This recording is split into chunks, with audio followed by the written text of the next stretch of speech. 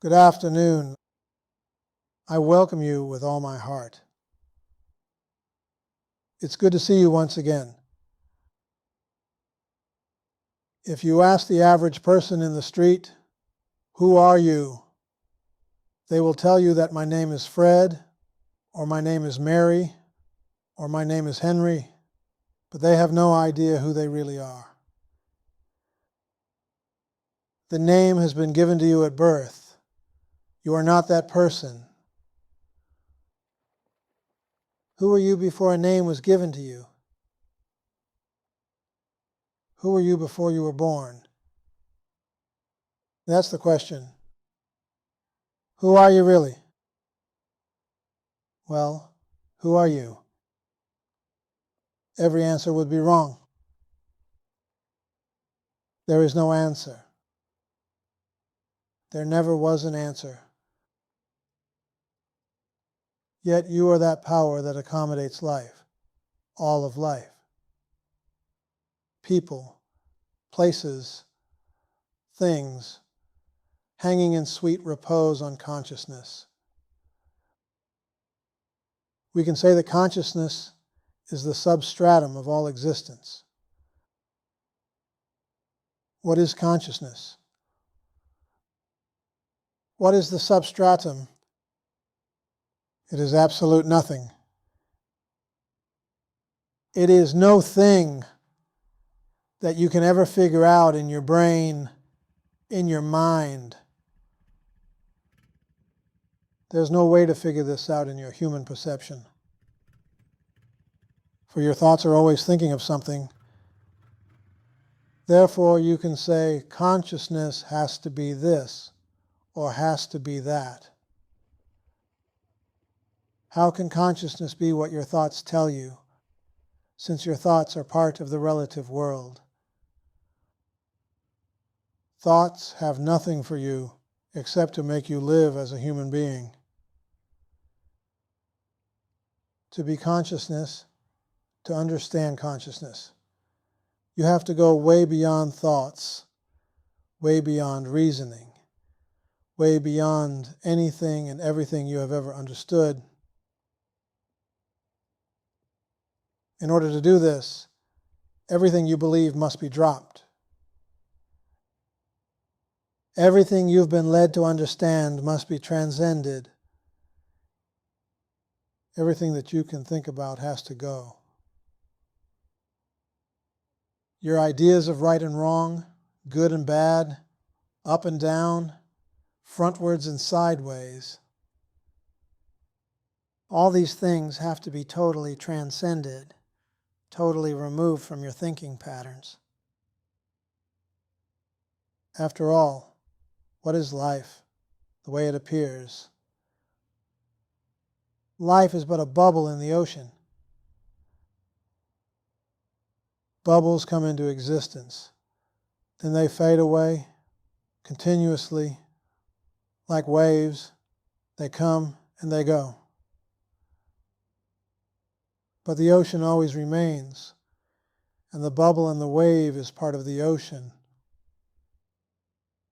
They come and go continuously, constantly, by themselves. Millions and millions of bubbles and waves come and go every few minutes. They return to the ocean, and they come out again and become bubbles. But the ocean always remains the ocean. So it is with human life. So it is with existence. You appear to be a human being. You appear to be person, place, or thing, and you're not. You're only here for a short time. You disappear, come back again, disappear, come back again, disappear. But what about the ocean? That always remains the same. In the ocean are all kinds of fish, all kinds of living creatures. In consciousness, there are all kinds of living creatures, animals, insects, people. Yet these things are only here for a short time, and they disappear. What do we care about all this? Why are we concerned with things like this? What difference does it make? Well, you will find one of these days that happiness and joy and love and peace are the eternality of your being. They're the living truth of yourself. You are not what you appear to be. You are not the person that you think you are. You are beyond this. Yet you appear to be a person. You appear to have experiences in life. You grow up in a certain country, a certain race, a certain religion, and you believe this is you. But this is not you at all. You are beyond that, way beyond that. And when you find out who you are, you will be extremely happy, extremely peaceful, and you'll be a blessing for others.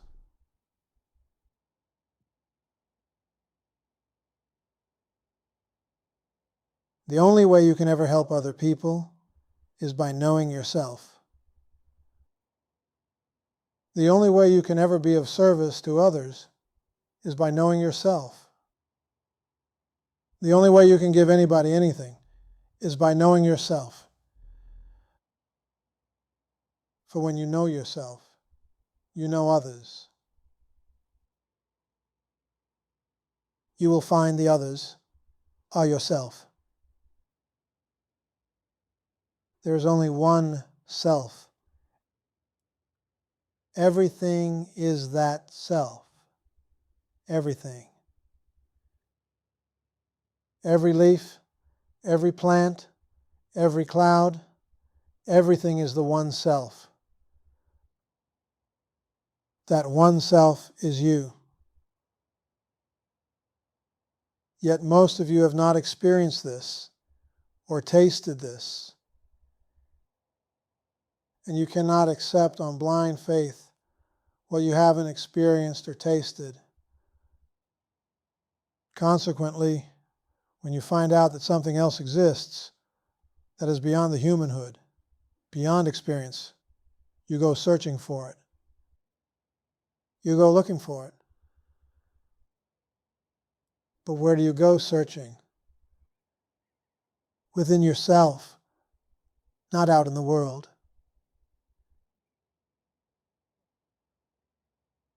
When you go searching in the world, what do you find? More world. That's all. People go looking for answers in this world. They go looking for special teachers in this world. All they find is more world.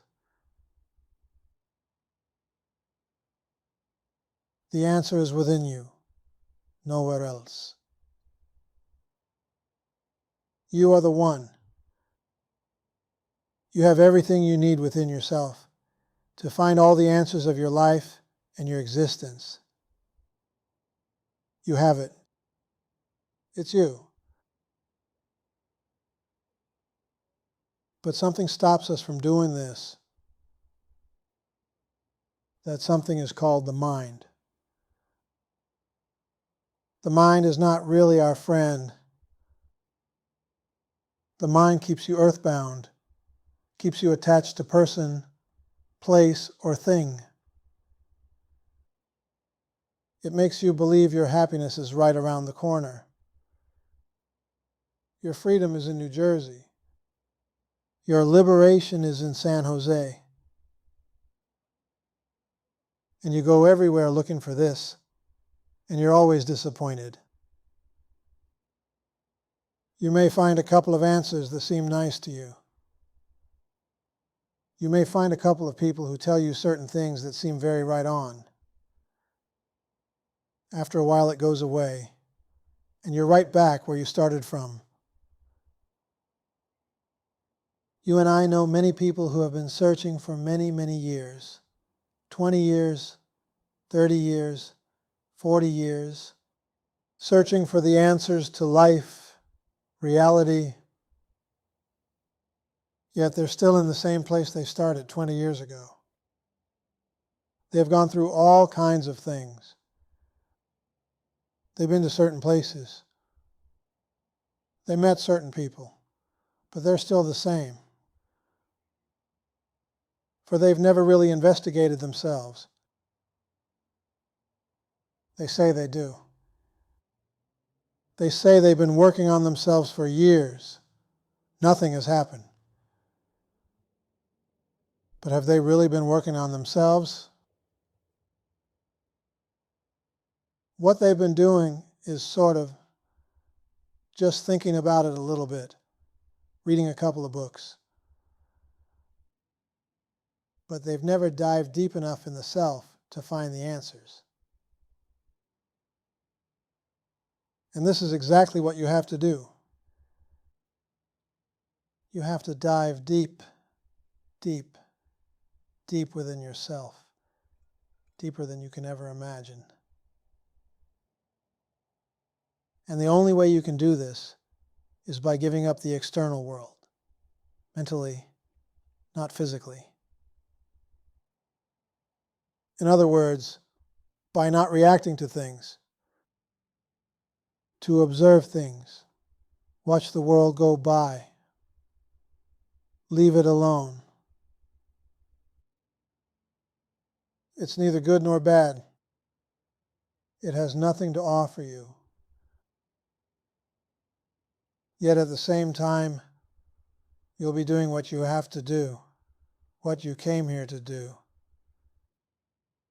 If you're supposed to work, you will work. If you're not supposed to work, you'll not work. If you're supposed to be married, you'll be married. If you're not supposed to be married, you'll not be married. Everything will happen by itself. Yet you will know within yourself that this is not you. The situation is not you. It has absolutely nothing to do with you. You are beyond conditioning, beyond situations, beyond experience, beyond everything.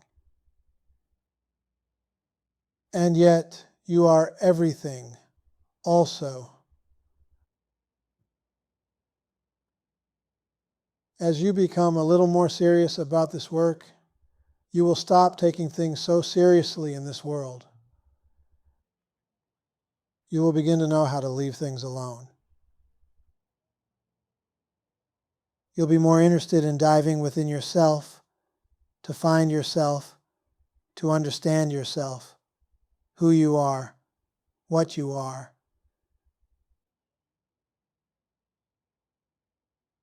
But then the mind comes to play again, and the mind grabs you, makes you give this up for a while, makes you start enjoying life,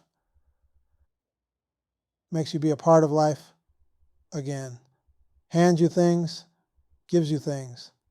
You go through many experiences, good and bad. Again, you forget about the self, who you are. And most people stay like this until they get old and die. But there are a few people who will not take no for an answer. There are a few people on this earth who are only after one thing, and that's liberation. This is foremost in their mind. This is the only thing they think about day and night, to become free. And what you think about thinks about you.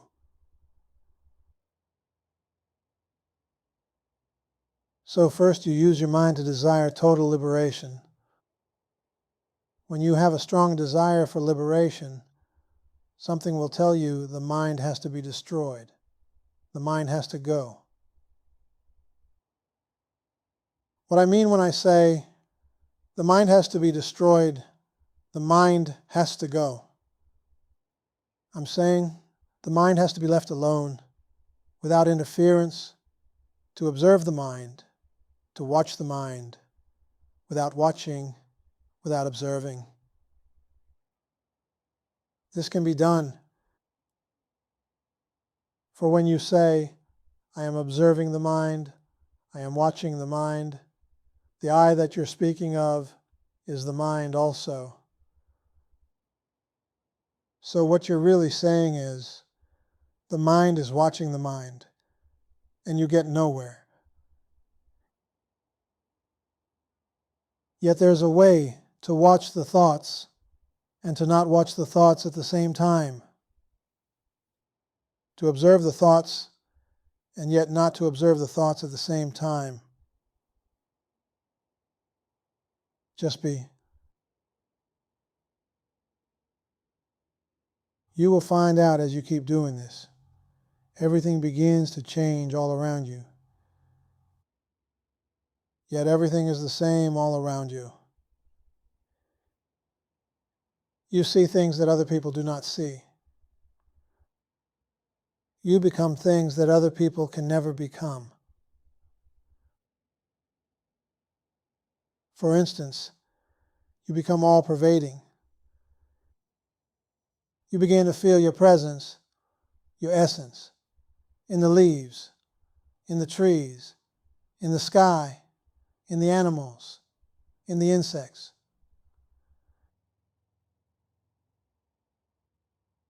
You begin to see that all this is the self, and I am that. This is when you have total reverence for all of life. Everything becomes God. Everything becomes consciousness. You're no longer saying, I, me. I need this. I want that. I feel this way. I feel that way. You have grown out of this. When you use the term I, it is only to speak with the people. They do not understand what you are talking about, so you use the term I with them. But you yourself know that I does not exist. There is no longer an I to keep you in bondage. The I has given way to omnipresence.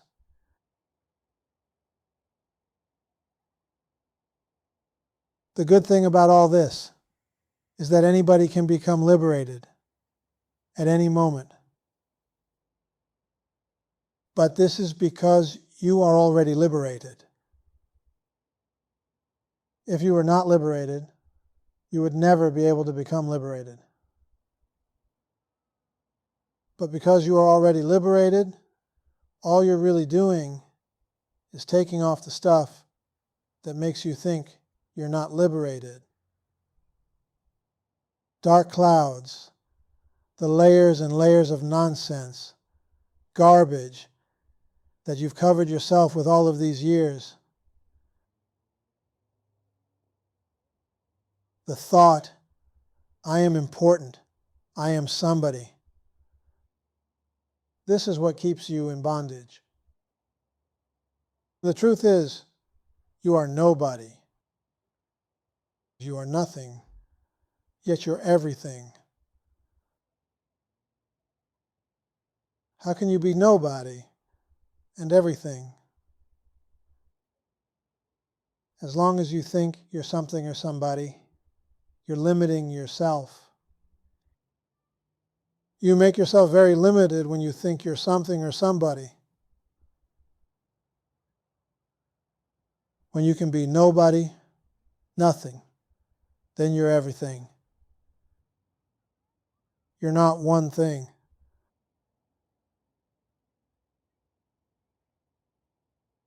Notice when I stop talking, how quiet it becomes in your mind.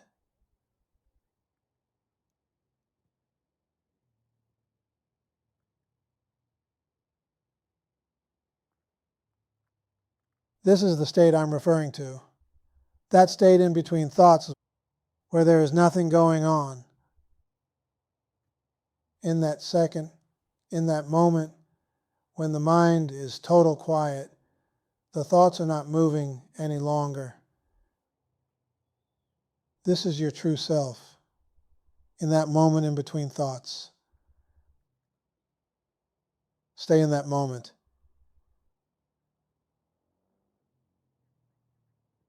Learn to put yourself in that state, whether you are in the marketplace or you are in a temple, wherever you are. Learn to be still. It makes no difference what is going on around you. It makes no difference what other people are doing. You can be still. When you are still, then there's peace. When you are still, there's happiness. Can you ever imagine a person who is being happy all the time for no reason whatsoever? Most of us have been taught that to be happy, we have to receive something good. We have to have something nice happen to us to be happy. Otherwise, we are miserable. Yet the truth is, happiness is your very nature. Unalloyed happiness, eternal happiness, forever happiness. Right now you are that. For right now nothing is happening. And when nothing is happening, you're in a state of happiness, a state of peace. But as soon as the mind waves begin to move again, the I begins to function.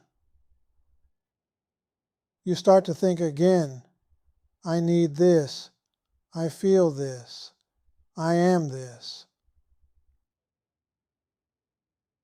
Then the mind quiets down again, and the I is no longer active.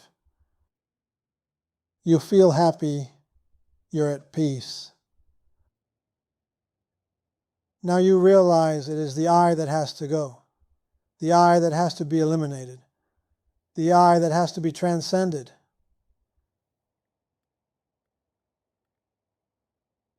Isn't it wonderful to sit there without saying I, without thinking of I? I am tired, I feel this way, I feel that way.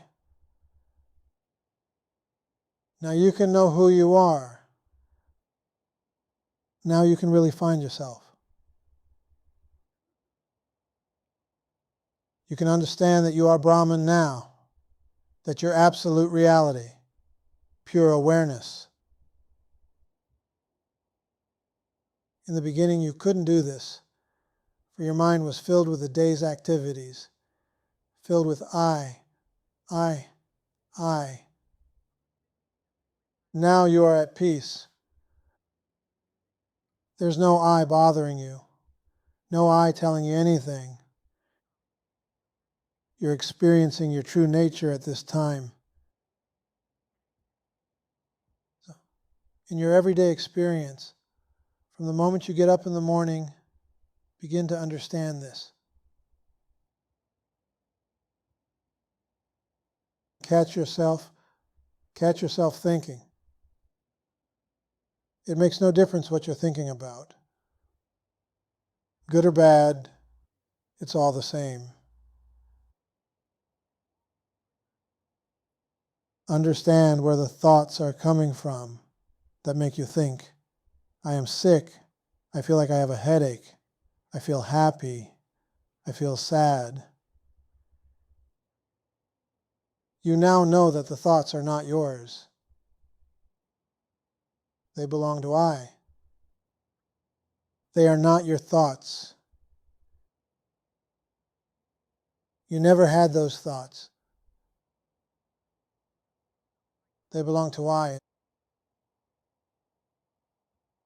I is the root thought of all your problems.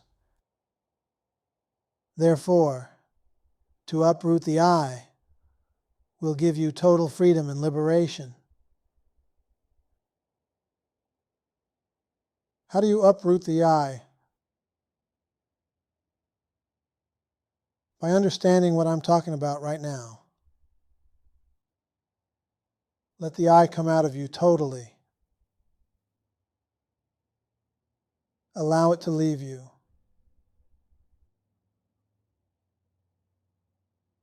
You no longer need it. It's the only problem you have. Think about some of the problems that you think you have. Think about some of the situations you are involved in. It is only because you say I. The body cannot say I. I just appears as if from nowhere. Yet if it didn't come from the body, where did it come from? When I refer to I, I'm referring to the ego, the mind. It's all the same. It's all I. The mind, the ego, and I are all one. The I really didn't come from anywhere. The I is an optical illusion. It doesn't exist. The personal I never existed and never will exist. You are not that. Understand this. You have absolutely nothing to do with the I. Yet you're not your body also. You're not the body. You're not the I.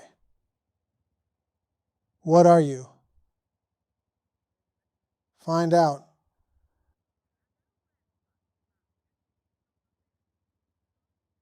Try to spend a lot of time by yourself. Do not read too much. Do not watch TV too much. Do not get involved with the world too much. Spend time by yourself, where you can jump within yourself. Go deep.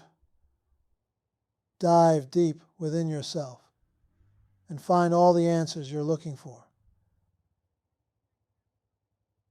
They're all within you. They've always been there. There's nothing else you have to do.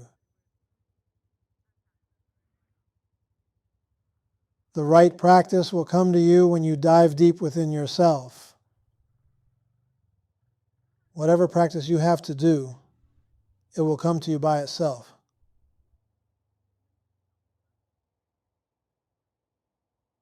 You are free now.